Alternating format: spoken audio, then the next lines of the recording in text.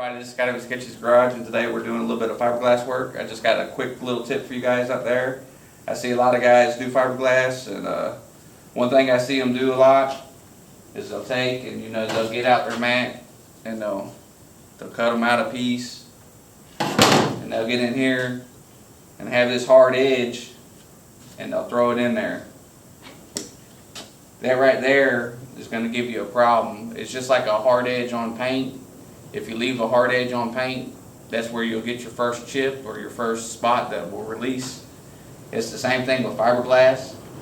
If you take and you resin this up top and bottom, the first spot that gives will be right there on that straight hard edge. So what I like to do is I'll take and I'll cut my piece like this, and I'll come back and just pinch some of it out of there. And that does two things. One, that softens up the edge a whole lot. Two, that gives you more surface area on your edge that's bonded, if that makes any sense. It's like a long straight road is very fast, but you take and put a lot of curves and whip-de-doos back and forth, and then it makes it longer basically.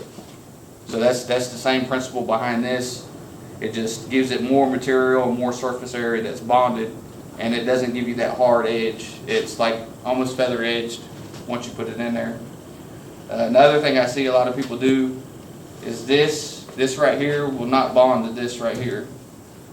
You first got to put down like a wet coat or a wet layer of resin and let it bite into your sand scratch that you got here, and then you got to put another layer of resin on top of this. So that's what we're going to do now.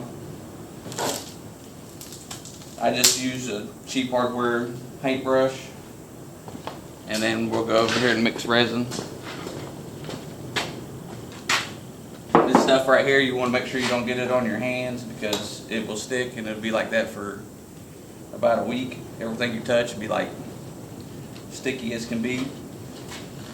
On mixing this stuff, I just go with the old 2 drops per ounce method. And it's a little cold today, so we'll give it an extra little drop. This stuff will actually eventually harden if you don't put no hardener in it, but it's best to put hardener in it. Just want to take and make sure you mix it up real good. Just like anything that's 2-part, want to make sure all of it gets a little bit of activator.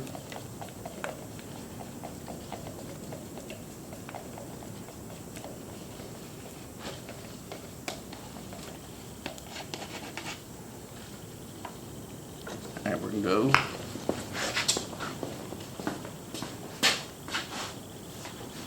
We know about the area of our patch. This really isn't a patch, we just had to notch the hood for our turbo to clear. I tried to talk the guy into putting smaller turbos in it, and he looked at me like I was goofy.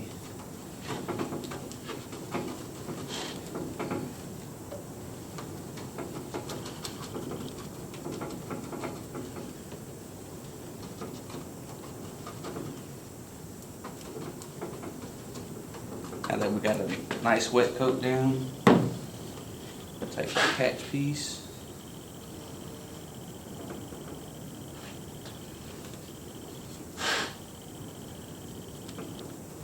It's real important to push the air out in between the two, make for a good strong bond. I'll show you how you can tell if you got air up underneath it here in a second.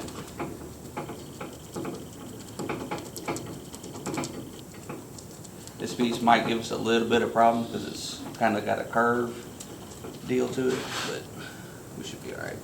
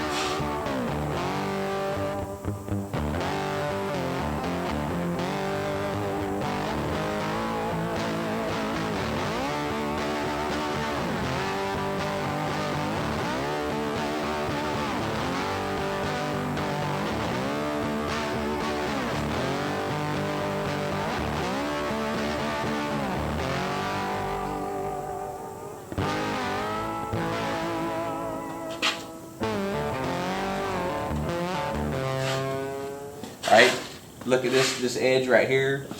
You can see how it looks like the mat has disappeared. That's how you know you don't have no air in it. If you get like a little light spots in it, you can tell that air's up in it.